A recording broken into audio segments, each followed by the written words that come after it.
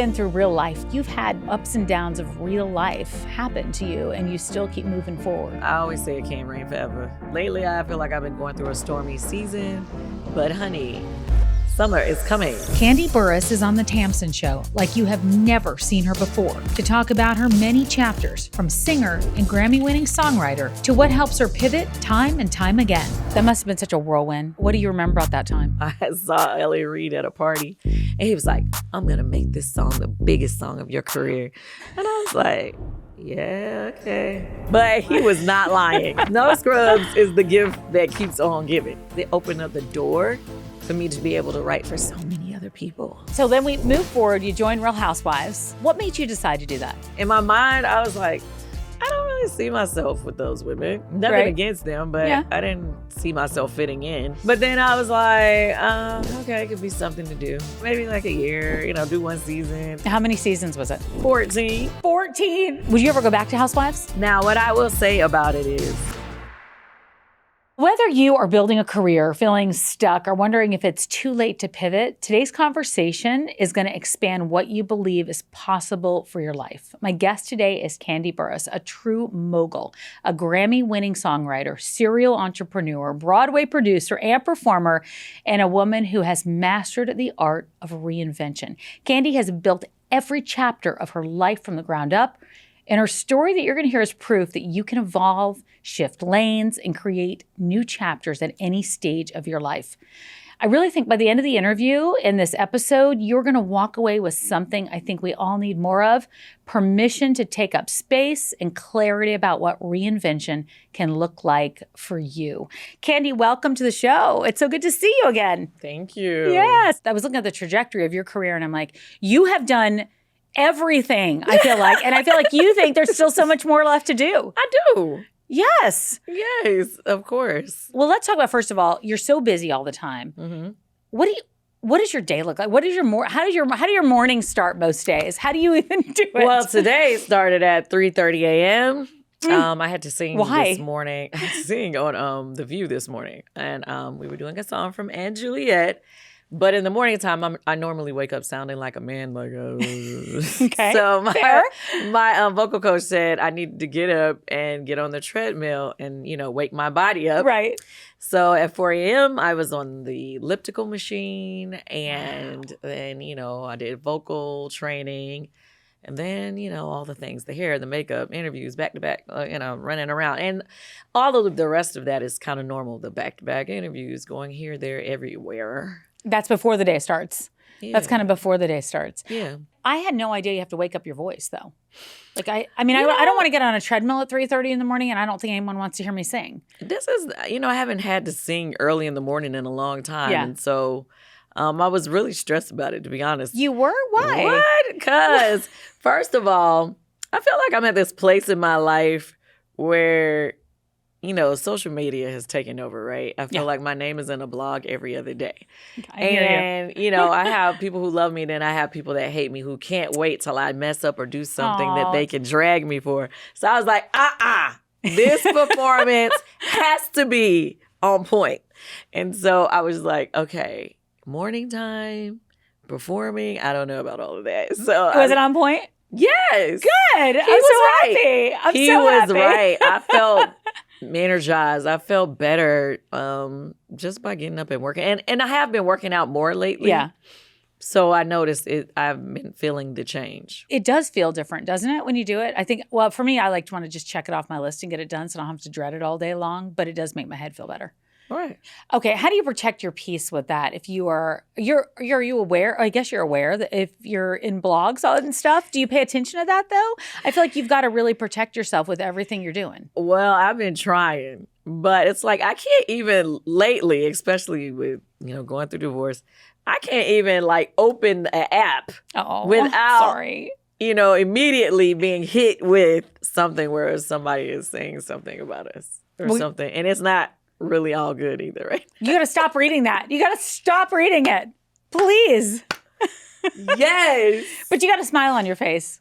I do. And you're in a safe space, I promise. Well, so, thank you. But I get it. I mean, I think we go through these changes and we go through these transitions in our life. And I really mean what I said when I started this. Like, you have reinvented and gone into these new chapters over and over, whether there are haters, but you have a huge fan base, because I see that too. And I hope you see that. Oh, no. Do you pay I try attention to pay that? more attention to the love than the hate. And because that's the only way you can like really function is like, you know, block, delete anything negative and move forward with the people who do show you love, because they're the ones that, you know, matter. Of course, your family, because they're going to love you anyway. But yeah. Do you have non-negotiables for your routine every day in the morning and what you do to protect that peace and make yourself like get through? Because you're busy. You're not just negotiables. Okay, so like my everyday thing is like with my kids, regardless if I'm at home or out of town. Yeah. I got to call them if I'm out of town, like now, or if I'm at home. Right before they go to school, I have this thing I do. I say, "Are you ready to conquer the day?" And they say, "Yeah!"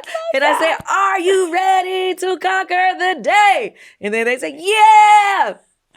So we have to, like, for me, I'm good at hyping myself up. Good. I'm good at being my own cheerleader. Good. And I'm trying to teach them the same, that even when you don't feel like it, you got to go into it feeling like, I'm about to run this day. I'm about to conquer it. This is my day. I don't care what anybody says. And so we do that every day. I love that. How old are your kids? Well, you know, I have, you know, in marriage, you had the ones that came. So I have my two younger ones, which are Ace. He's 9. Yeah. Blaze is 6. Ace is about to be 10. Okay. And then Riley is 23. Mm-hmm. And my bonus daughter, Kayla, is 29. Wow. But I love that you hype them up, though, every day, and they look forward to that, I'm sure. Oh, yeah. Where'd you learn that? Did you have to always do that for yourself? Yeah, it's just something I have to hype myself up for sure. I feel like I want to do that. I feel like we need to do that. Yeah. You ready? I'm ready. Are you ready to conquer the day? I'm ready. No, you got to say, what do I say? yeah. You got to like you about to go in a wrestling match. Yeah. Yes. Are you ready to conquer the day? Yeah. See how you just say, yeah. Oh, I got to what? Give it to me. If my kids do, I said, you don't sound like you're okay, ready. tell me. And so when I say it again, they say, yeah! Because think about it. I love this. If you do that, even if you were tired. Yeah. And you like, yeah, it's going to hype you up. Yeah. You see good. God, that was like my cheerleading days. Like, exactly. Way back in there. But you're cheering for yourself. But I'm cheering for myself. I feel like we got to do that nowadays, right? Yeah. There's no question. So I remember interviewing you and talking to you and just remembering, I was like, wow, she's amazing and not unstoppable. And, you know, I think a lot of people, I grew up knowing, you know, your music and where you started, and to see where you are today. Did you always want to sing? Did you always want to be a singer? Was that the North Star for you then? I didn't realize it was possible until I would say 9th grade. Okay. Like, well, 9th grade's early, no? 9th grade is, it's definitely early, especially back then. But what I mean by that is, you know, some kids grow up from the time they're little, like, I want to be a singer. Yeah. Or I want to be an actress or whatever. But it didn't sound like a real possibility. And if you said it out loud, people would be like, yeah, okay, whatever. Okay, go do your math homework. When I went to high school, I started, you know, in the early 90s or whatever. And that was when Atlanta has just become, you know, started being like a place for R&B music, you know, because LaFace Records had moved down there. Yep. Jermaine Dupri had just started his production company, and Dallas, Austin. So all these people. So I think seeing other people that were from where I'm from, that were younger, that were starting to get record deals and stuff, it was just like, wow. And then I had went to a performing arts school, and I met my group members in the 9th grade. Oh, I didn't know that. Yeah. I didn't realize so that was when it was like, it became the dream. Yeah. For all of you. Yeah. Together. Okay. Yeah. That's incredible. And the dream was, and I used to pray every day, dear God, please bless our group to get a record deal and let us have a hit record before I graduate. And it happened exactly that way. It did? Yes. So how old were you when you had your hit? We got our record deal when I was in the 11th grade. And our first song, Just Kicking It, came out the summer before my senior year started. So when I started my senior year, it was already at the top of the chart. That's unbelievable. That's unbelievable. And then it just kept going. Yeah. It was a blessing. Well, It was it's incredible amazing. talent, too. Well, yeah, but it's a lot of talented people out here. You know what I mean? Yeah, I know. It's a you're lot of talented people out here. And people say that all the time, oh, it's talented. It's like, I know some of the most talented people that didn't necessarily make it. Yeah. You know what You're I right. mean? You're right. So Fair. it's That is like, right. You know, your blessings had to fall down on you, or stars had to align, or however it is that whatever your beliefs are, you know, things had to line up right for you, for it to be able to come together at the right time. But it's not just about getting it. It's about keeping it. Yeah. Yes. Longevity is the hardest thing to maintain in the entertainment. Did you always know that? Did you realize that early on? No, I didn't realize that. But what I did realize was that I did not want to be a one-hit wonder. I did not want to be one of those child stars that go broke. You know, Yeah, that you I see know. I know. You know what I'm saying? So, like, all of those things I definitely realized. You have songs that have lived with us forever. That like you hear No Scrubs and you can't stop singing that. Literally, you were walking in. I still had it in my head. I'm like, I have to stop doing that before I go say hi to her because it's going to drive her crazy. Everybody probably does that. Yeah, that was. But you know, it's like, and that's the thing. It's like I always wanted to write songs. Like I loved coming up with songs and different things when I was little. Sure. But like, who knew that would actually happen? You know, for me. When did you realize that was like that was going to happen there for you? Like I said, when, you know, our group, you know, we started or we got our first hit while I was still in high school. But basically at the time, Jermaine Dupri wrote most of our stuff, most of our hits. And he let us collaborate a little bit here and there, but not enough for me to say, like, I feel like I take credit for it. Like, it was my idea. Like, I collaborated for sure. Right. But, you know, I know the difference, especially now that I've written so many other songs, like, of when the person was really the one who came up with most of it. You know, I really wanted to do more, and I used to be like, please let me write, please let me write. And he'd be like, oh, okay, you know, and give us a little piece here. Right. Oh, you can write on this verse right here, you know. What happened was our group started being at odds. Like, we had kind of was falling apart. Going into our third album, one of our group members, you know, made it clear she wanted to go solo after that album. So we knew going into recording that third album that the group was like going to be on a hiatus. So I was like telling my group member, Tiny, I'm like, yo, we got to figure something out. Like, we can't just sit around and go broke. Yeah. You know, I had just bought my first house, you know. So and I had bills. Yeah, you did. Like, I had bills that nobody I knew. Grown-up bills. Nobody could help me. Yeah. You know what I mean? I was only 19. Like, what am I going to do? So, you know, I told her, I was like, hey, maybe we should just do like a duet thing and let's, you know, start going to the studio and try to write some of our own music so we can present it to the label to see what they think and see, you know, if they get our idea. So we started going into the, you know, studio with different producers, and No Scrubs was actually a song we had wrote for ourselves. Oh, wow. Okay. Oh, wow. Somebody had asked us about, well, they had played it for L.A. Reid. He wanted it for TLC. I was like, yeah, go ahead, let him have it, because we got more where that came from. And that changed my life for the best. Yes, it did. That must have been such a whirlwind. Grammy. It was. What do you remember about that time? I remember, okay, the first thing I remember is before the song ever came out, I saw L.A. Reid at a party, and he was like, I'm going to make this song the biggest song of your career. And I was like, yeah, okay. Because in my mind, you know, our group, we had already had platinum records. Yeah. We had already, you know, had some hits. So I'm like, you go talking about the biggest song. Okay, cool, you know. But he was not lying. Like, No Scrubs is the gift that keeps on giving. You know what I mean? It is. Much love to TLC. They did their thing with the song, performing it. And I will be forever grateful because it opened up the door for me to be able to write for so many other people. So many other people. You know, you were right. You've written songs that are just make women feel very powerful in their own minds and give them confidence. What was going on in your life during that time? And they're like, you know, anthems for women. I'm just like one of those people that I vent in my songs. Like if I'm going through something, typically it's, you know, even it may not be happening right now. It may be something that happened already. Yeah. Okay. But I pull that inspiration and make a hit with it. So yeah, a lot of the different relationships that I had in my younger years. We can always pull in for inspiration yeah, from. I can go through some of the songs, but oh yeah, that one was when I was dating such and such, and he had made me mad, so I came up with this idea. Or where did Scrubs come from? No Scrubs. It was a guy I had dated back in the day. Okay. Yeah. Now, mind you, he's gone on to do great things himself since then. Much love to him. Does he know this was about him? We've never talked about it. Okay. We don't want to tell him.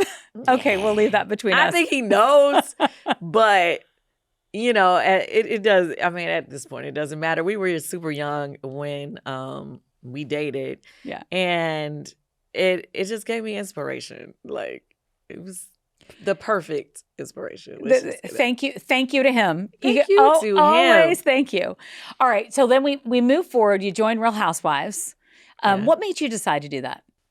I had my group member, Tiny. She was trying to come up with an idea for a talk show, her and some friends, and she wanted me to be a part of it. So, and that turned into us trying to come up with like a reality show idea. All right. I don't know. Anyway, in the midst of that, you know, we had it was like a network that was interested in it or whatever. But my friend, Derek J., he's a hairstylist, he used to be on Bravo himself with his own show with Debbie. Yeah, I was like, I know that name. Yes. So, but he was my friend before all that. So he was like, hey, they're looking for some new women for the Housewives. And I told them they need to call you because you got your own, they need somebody with their own money. And I was like, I'm already doing something. What were you doing then? What were you doing then? I was supposed to be working on the idea with my friend. Oh, the talk show idea. Okay. With the idea that we had. So literally right after he and I had that conversation, probably within a week later, I found out that they no longer wanted me to be a part of that show. Right. And I was sad about it, but I was still happy for her because she was still going to be doing it. But then, like, the following week, the people from the Housewives reached out to me. It was like they wanted to interview me. Okay. So I was like, okay. In my mind, I was like, I don't really see myself with those women. Right. Nothing against them, but I didn't see myself fitting in. But then I was like, okay, it could be something to do. You know, for a little while. Yeah, for a little while, maybe like a year. You know, do one season. And, you know, it could be fun. How many seasons was it? 14. 14. Yes, for a little while. So I came in on season 2. Yeah, and I was on there for 14 seasons and like 7 spinoffs, 7 like other spinoffs. You learned so much during that because I did interview the last time in the middle of all of it. But you were building businesses at the same time. Yep. You weren't just like, I'm on the Housewives. You were building businesses, producing Broadway shows, still performing. What did you learn from that show? Okay, during the time that I was on the show, I felt like my very first year, I said, okay, this is not paying me enough money for all of this. And I said, if people gonna want to know my business, they're gonna know my business. Meaning you're gonna see what I can do, what I can make happen. What I learned during that show was how to make amazing things happen in a short timeline. Oh, business-wise or just in general? Business-wise in general. Meaning, so, you know, we're filming 6 months, right? I'm one of those type of people. I always want people to understand that I'm a woman of my word. I'm very dependable. And that's important to me, right? So if I say I'm going to do it, it ain't going to be just talk. I'm going to do it. So if I even mentioned wanting to do something at the beginning of filming, it was my intention to have it done or have a viable product or something that tangible that you could see by the time we finished filming. Not the time it aired, but by the mm-hmm. time we were done filming. Wow. I mean, Exactly. you put serious pressure on yourself to get those things done. Exactly. But that's when I realized that they can get done. I think a lot of times everybody has like all these bright ideas, and then we talk ourselves out of like, oh, it's going to take this many years. Oh, it's going to take so much money. Oh, it's going to take this. Oh, it's going to take that. When really half the time we don't even just go in to do the research to see what it would really take to make it happen. How do you motivate yourself to do that? Because I think that's we have a lot of women that listen to the show that talk a lot about reinvention, that want to do something different, that have great ideas, that, maybe kids have grown up now and they've got some space for themselves in their life. If they've never done something like that before, and maybe they're not on housewives and they don't have the time frame, but they've got to impose that. Have you ever taught that or shown that? That's the thing. I feel like saying that you don't have enough time is really just an excuse to talk yourself out the idea. You need to do a class on this. You do. Okay. You do. I just feel like, okay, so I'm a busy person. Mm-hmm. And for you to tell me you don't have time, I don't want to hear it. How do you? Yeah, exactly. Because you found the time. You doing a show, I'm doing a show too. You got kids, I got kids too. Mm-hmm. So what do you mean you don't have time? I mean, we got babysitters, we got this, we got that. It's like we got to start finding the resources. Start thinking, think about it. We figure out how to make something happen when we're at our bottom, when there's nothing else. Yep. Why do we have to wait till we're at rock bottom to figure it out? Yeah, right? Why do we do that? Okay, so we have to start. It's like all about, start putting together a plan. Start figuring out, okay, let's just do the basic research. Tomorrow, or today, not like next year, not keep talking about it. I needed you here today for this. Because I have a couple of those things in my mind. I needed to hear that today. Yeah, like let's think about it. Let's say you have an idea that you've been having for years that you just never made the steps to do. It's like, okay, well, how much is it going to cost to do that idea? Have you even checked? Mm-hmm. You know what I mean? Yeah. Okay, if it's going to cost a lot, is it possible to get investors? Do you mind partnering up with someone else who may have a little bit more knowledge in that lane than you do? Mm-hmm. You know what I'm saying? Yeah. So, because everything doesn't have to be you by yourself doing it, right? Yep. Or perfect right away. It doesn't have to be perfect right away. It's like we start and we're going to make our mistakes, obviously. But then as, we go, it's like it gets better and better and better. So stop thinking you have to be perfect on day one. That's a big thing. But I feel like for me, being on the show, the reason why I figured that out quickly is because the audience was my accountability partner. Oh. You see what I'm saying? Yeah. I know if every year I talk about doing something and it never comes together, they're going to dog me out. You're all talk. Think about it. It's so many women across the board of the housewives that be talking about ideas for years. And we be like, well, when is it coming? I never wanted to be that person. Yeah. You know what I mean? Yeah. And you've seen a lot of people come and go, too, from that show. Yeah. From all the shows. Yeah. Where'd that entrepreneurial mindset come from for you? I just think it was just in me. I don't know. My mom, from the time my group got our deal and, obviously when I graduated, I was already doing music. So I didn't go to college. I didn't take the normal route. Mm-hmm. So my thing was always reading financial books and, different things to try to figure out, how do I not be that kid star that went broke and now is like... You mentioned that twice. You had a fear of that in your mind. Because it was a fear. It was a real fear because, my mom, she was great. She gave me a great life. But, she had some hustle in herself. You know what I mean? She a figure it out person. You know what I mean? You. Right. And I feel like that I do take from my mom. But then I also had to remember, I didn't have nobody that could afford the bills I started making for myself. Mm-hmm. Like, if things went wrong, I didn't have anybody I could call, like, hey, can you loan me $10,000 today? Right, I didn't have a lot of those type of people around me. So I had to stay on point. Would you ever go back to Housewives? And that's not on my bucket list right now. Oh. Like, right now, I have so many other dreams and goals. Now, what I will say about it is, I love the audience of Bravo. Yeah. I love the fans and all of that. So I love having been a part of it. And so with that being said, would I say I would never?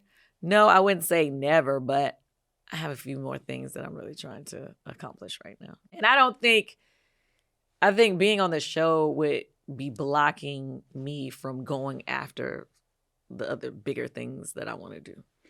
I like that because I do think we have to sometimes, like, I don't say close the door, but I walk through the door to go to the next thing that you want instead of just continuing to hang. Yeah, I feel like, especially now that Riley is on Next Gen, I feel like I can still pop up on her show every blue moon and, hey. We'll be looking. Yeah, we'll be looking. Right now, it's like, it's a couple of things I got to make happen. Can you share any of them? Well, I mean, it's still in the works. Like being able to do this show right now, I wouldn't be able to be filming Real Housewives and do the show last year. Well, when I left, I did a tour of the what was it? The R&B Divas. I mean, excuse me, I keep saying no. Escape and SWV Queens of R&B tour. Mm-hmm. And I wouldn't have been able to do that tour if I would have filmed because they were filming the same time I was on tour, and we were hitting every city across the country, sold out shows. How was that? Amazing. And I'm so glad that I was able to experience that. I was so glad, I did another season of The Shy. I was in Reasonable Doubt as an actress. Yeah. Then I was, started production. I was a producer on Othello, which we broke records with that. Yes. So I just feel like I've been able to really do a lot of other things. And this year, I wanted to travel more and do that, and I've been doing that. I know. I saw some of that on your Instagram. Yeah, I wouldn't be able to do it if I was... Good for you. Doing year 15. Doing 15 seasons. Exactly. You have a lot of businesses, too. Can you talk about some of those? Sure. Yeah. Beauty business? Yes. Kandi Coated Cosmetics. Yep. It's an extension of Bedroom Kandi. Yeah. So Bedroom Kandi, we've been doing it, what is it, like 12, 13 years now? It's been a long time. That started from the show, though, right? Because that was around the same time. Well, yeah, while I was on the show, I had my little online show called Kandi Coated Nights. Coated Nights. And we talked about sex and relationships. And so I was thinking like, I need a product that would go well with the audience that is into Kandi Coated Nights. And so that's how Bedroom Kandi came together.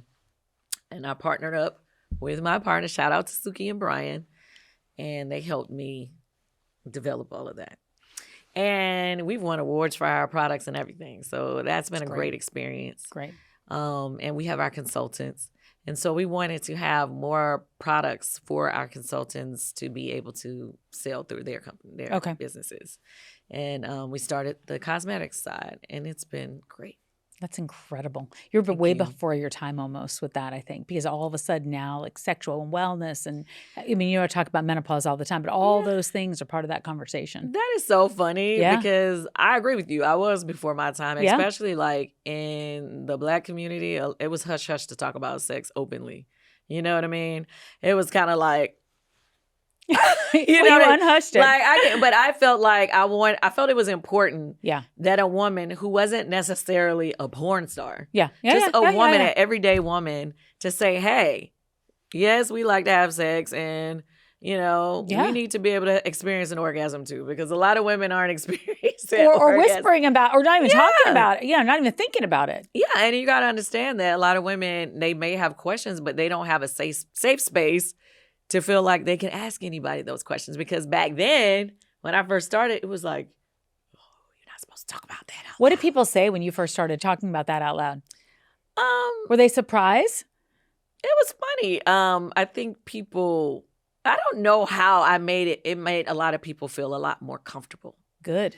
And I think because, look, I'm a mom, I'm a businesswoman, I'm a friend, I'm a good time. So it's like I just made people feel comfortable to have the conversation. And I feel like it kind of just expanded from there. Yeah. Do you have advice for women who don't feel comfortable talking about that, who want to start talking about it or start businesses that they might not feel comfortable doing? Like, I think a lot of the things that we don't do is by fear of what other people think. I agree with that. And I say, fuck them. Well, there's your book. There's your book and your class title. Yeah, I'm just saying you got to just do things for you and not necessarily care about the opinions of others. Have you learned to do that now? Oh, I've been doing that. Like, I've always been very, this is just an open book. Always with my friends and my family, always been an open book. I think being on the TV show, Housewives, obviously it just kind of like opened me up to the world. And I never really been one to bite my tongue, but I've always been I'm a normal person in a sense of like, people always say, you say everything that I was thinking, or, you know, I'm not over the top or crazy or anything. It's just like, I'm very comfortable in being me and very outspoken in that way. But we'd all love to do that. That's a beautiful thing. That's a beautiful thing, because it'll always guide you to what you really want. Yeah. In the end. Because, I mean, you got to think, it's like, if you don't do something or you stop yourself from doing anything because of the opinions of friends, family, significant other, people out in the world, social media, whatever it is, it's like, you stopped yourself from having a great life, honey. You certainly will. And you will look back and wonder what happened with all those years. Yeah, I am not a woulda, shoulda, coulda person. I do not believe in woulda, shoulda, or coulda. Like, I hate when people be like, oh, that would have been great. Oh, I should have done this. Oh, I could have had. It's like, no, we're not doing that. You've been through real life, though, too. You've had, ups and downs of real life happen to you, and you still keep moving forward. And that there's something very remarkable about that, too. It hasn't all been handed to you. You've hustled in a lot of different parts of your life. In your personal life, in your business life. And, and I always love to sit across from women that have done that. I turned 55 last week. Ooh. And I know. What are we doing new for 55? I don't know. I need to do something. There's not going to be any shouldas. There's going to be have donems. Exactly. But, we've had our scars. We've had battle scars. Right. Like, there's no question about that. Have you learned a lot along the way about how to deal with that moving forward? Well, the battle scars are going to come. And I've said this before. I said it on national TV. They keep clipping it. It's like, I always say it can't rain forever. You know what I mean? Yeah. Like, I believe in that wholeheartedly. Lately, I feel like I've been going through a stormy season. But, honey, summer is coming. Yes, it is. Yes, it is, my friend. Yes, it is. Yeah. All right. Let me take you to Broadway, because you keep coming back to Broadway, and I love it. I love it. I'm hopeful for you for an EGOT, and I feel it. Please, I feel it in your future, right? Right. And I want you to come back here the minute well, not the minute, but after you have a night of like having a good time. Thank you. I hope you're right. But what led you back to Broadway or to Broadway? Well, I went to performing arts school. Yeah. As a kid. Yeah. And I was there for musical theater. And then I was in the Youth Ensemble of Atlanta, which was a musical theater company. And a lot of, the people that I was in the company with, they've gone on to do great things in Broadway. So it was always like that dream of mine that I was like, dang, I always wish, woulda, coulda, or shoulda. Woulda, coulda. But then I was like, what's stopping me? I still can do it. Like, there's nothing to stop me. So that's when years ago, I came back and I did, I went after it. I did Chicago and Broadway. That was my first tiptoe into it. Yeah. And then I started producing shows. But now I've produced 4 Broadway shows. 4, okay. Yeah. All right. Thoughts of a Colored Man, The Piano Lesson, The Wiz, Othello. Yep. And now I'm about to do Joe Turner's Come and Gone. So that's 5. It's amazing. Thank you. But I don't want to get stuck in a box. Okay. So I don't want people to only... Kandi, no one's ever putting you in a box. And that is not true. Well, I'll make sure. What I'm saying is, if you just only start producing shows for now, if you're no longer doing the Tamsen Show, let's just say you only producing other people's shows for like 3 years straight. Yeah. People will start, when they think of somebody to come host something, they're not going to think to ask Tamsen. They're going to think of all these other people. So you have to remind them. Oh, yes. So I said I wanted to remind them. I can be talent or I can produce. Beautiful. Either or, not one or the other. See, you're so thoughtful about that, though. Most people will be like, I'm just happy that I'm doing this. I just did Othello, and I'm so happy about that. And that was, off the charts. I am elated about that. We broke records. You broke records. But I still love being a performer as well. just as much as I love producing, because I love to produce. I love being behind the scenes and seeing how things work, you know, and seeing, okay, well, how we get this done and actually bringing things to life. Yeah. You know, I love that part, but I love being the creative too. Of course. And Juliet, have you been in rehearsal now? Yes. How long do you rehearse for this? Rehearsal lasts like 3 weeks. I like how you say it like that's a big long time. To me, I need like 3 years to rehearse something like that. I know you don't get that. I almost felt that way too. Because it's okay. And Juliet has so much. You know, you have all these hits by Max Martin. Then, you know, my character, I play Angelique. She's the nurse. Yeah. She is like super close to Juliet in the show. So I have a lot of lines to learn. And it's a musical with a lot of dancing. Yeah. So I got a lot Triple of threat. dancing. So it's 3 things I got to like, oh. Yeah? But yeah. Are you loving it? It's a challenge, but I'm loving it. You were on stage with Chicago, on stage with this. Was there anything else with Broadway you were on stage with that I'm forgetting? No, that was. Those are the 2, No, right? I did off-Broadway show, Musical the Musical. I did that one Okay. first. Yeah. And then I was on stage for Chicago. And Chicago, everybody knows Chicago's amazing. Wow. It's been on Broadway forever. Yeah. You know, it's like a must-see. Yeah. But the thing about it is I played Mama Morton. Great. And Mama Morton comes out and she has this big song and she does it, but she doesn't do a lot of dancing. No. Okay?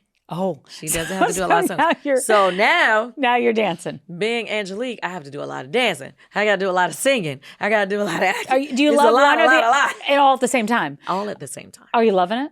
Oh yeah, I am. It's been a challenge, but a great challenge. It's incredible. So I'm just going to tell you, I did this walk on Broadway in Chicago you as the did? MC open. Yes, don't get impressed by it. But I just did that. I did it. I had like 2 days of rehearsal. But just that little thing and dancing for maybe 10 seconds took me out for a week of my life of like that was all I had to focus on. Like I had to get it right and hit it right. Yeah, I mean it's it's a live audience. People don't it's a understand lot. that. And so I am beyond impressed with what you're doing. Thank you. Is there any one part of the show that you like best? I'm thrilled at how successful that show is. I think the overall show is like nonstop. Like if you're in the audience, from the time the show starts to the end, they have your attention. You want to be up on your feet singing every song. Yeah. But for my character, oh my gosh, I have 3 big songs that are like mainly me. Like I'm singing all throughout the show. Yeah. And you know, because it's a lot of, you know, you do a part here and I come back in and, you know, back and forth. But the songs where it's like mainly me, it's like 3 of them.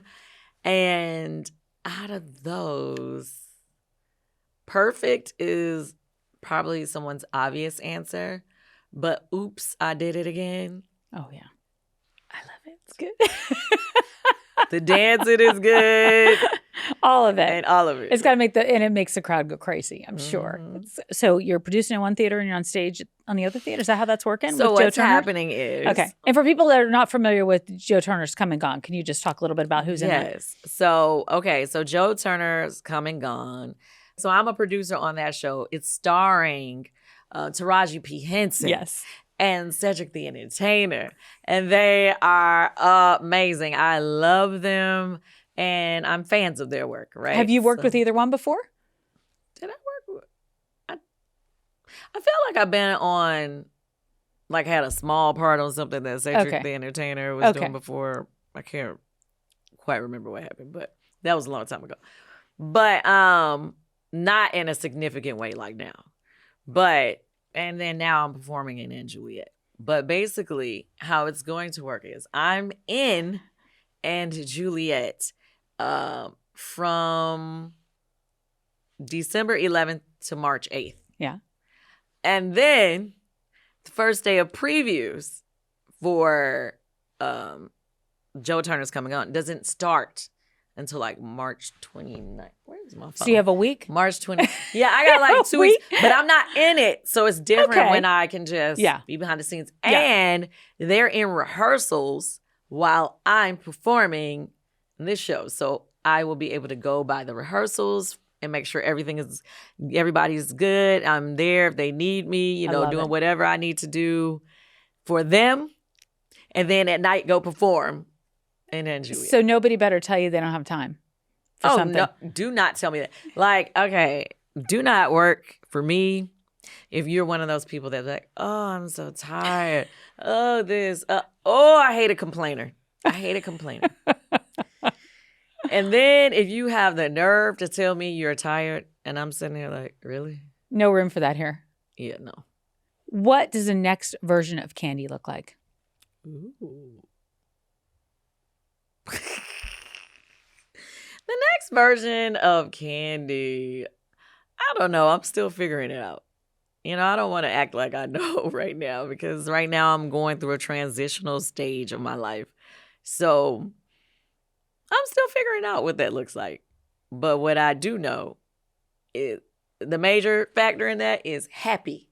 I'm going to be happy in whatever I do with the people that I'm around. Everybody, the presence I bring is going to bring joy. I think that's all that matters.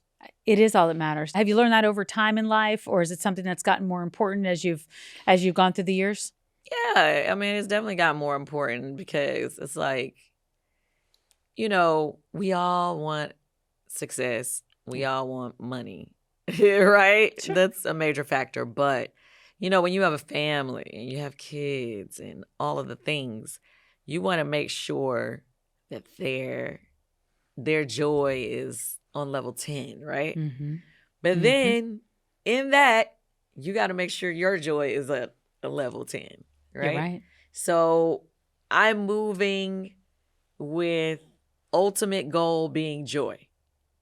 Advice for women out there that are listening right now that are hearing it and going like, I want to do that too. How do I do it? How do I do it? Even when I'm going through transition, we're all going to go through those, right? Mm-hmm. There's a lot of them. Advice for women out there listening. Well, guys, follow me right now on social media at Kandi, and we're going to figure it out together. Kandi, I was so looking forward to this. I think you're just really a gem. I really do. Thank you. Thank you so much. Thanks for taking time for this. Thank you. Thank you for doing this after you woke up at 3:30 in the morning. I've had a great time sitting and talking with you. Yeah. I love it. All right. Everyone, please go see Kandi on Broadway. If something in this episode resonated with you, I'd love to hear it. Follow her because she's going to be doing a lot of things. Leave a comment and let me know what you think. I'll see you in the next episode. Today's podcast is sponsored by MIDI Health.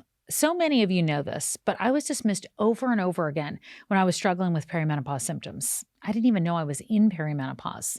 It is so important you're getting care from someone that specializes in women in midlife and that they're willing to have the hormone therapy conversation with you.